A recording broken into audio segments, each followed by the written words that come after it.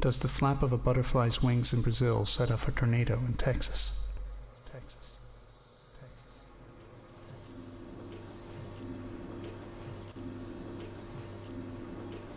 So I think it's about 2 o'clock on the Sunday. They took me down to the anaesthetic room.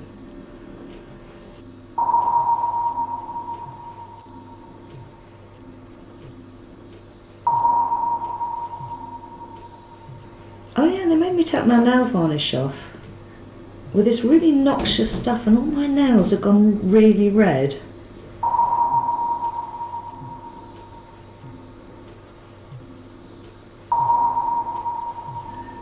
It was completely different from any other operation I'd ever had. Usually the anaesthetists are really jolly, and they make silly jokes, and they put you at ease, and they're kind and they're polite. And with these two, you could cut the atmosphere with a knife. It was like, I assumed they'd had a row, or they'd been called in at the weekend when they weren't working.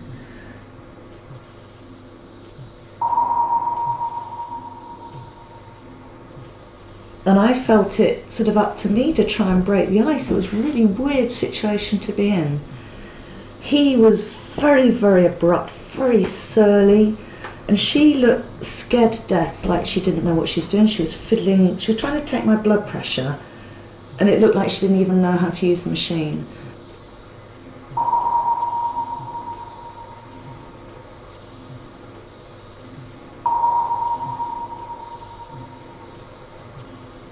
He asked about my smoking history. At the time I was smoking a little bit, very little, because I'd quit for 2 years. And he looked at me and he looked at my nails and he said, "You're a very heavy smoker." And I said, "All my toenails, my hands, they're all the same colour, yeah. It's nothing to do with smoking. I don't smoke with my toes. This is to do with nail varnish." And he wouldn't have it. He said, "Oh, you're a very heavy smoker."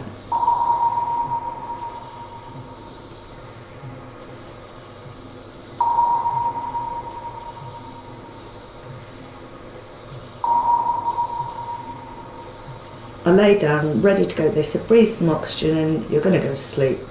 Okay. Breathing the oxygen, all of a sudden a pager goes off. Everything stops, they take the oxygen away.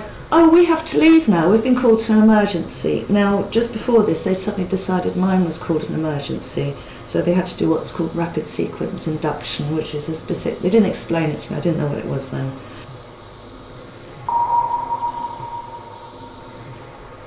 So I'd been told mine was an emergency. Now all of a sudden I was just about to be put to sleep. The procedure had started and they get paged and called away to an emergency. So there's me feeling very confused. They'd disappeared and I was just left in this room on my own.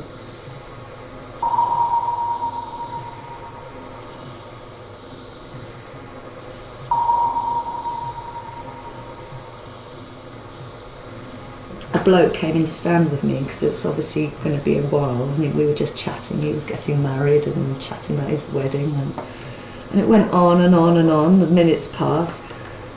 Obviously away for too long. So they took me out of the anaesthetic room now and wheeled me into a holding room where I was just left with these two nurses just sitting chatting, and they were really rude. And I said, "I need a wee," because they'd increased my fluids.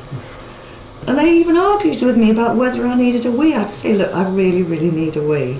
Can I go to the loo?" "No, you have to have a bedpan." Now I was fit and able to go in.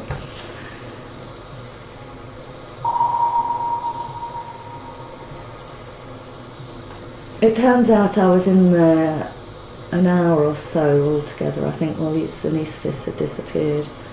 Eventually I got wheeled back into a little anaesthetic room, and a woman doctor came to stand with me. And I said, "Look, I don't need this operation. I'm fit, I'm fine. I'm obviously not an emergency.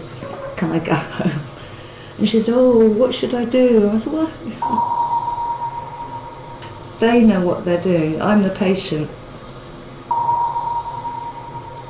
I don't think I need this operation. What am I meant to do?"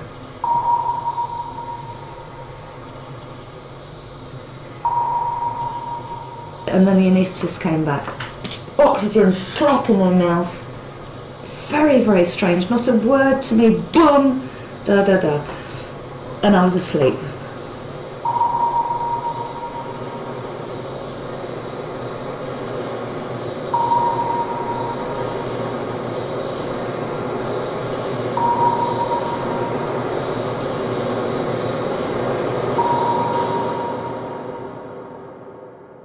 does the flap of a butterfly's wings in Brazil set off a tornado in Texas?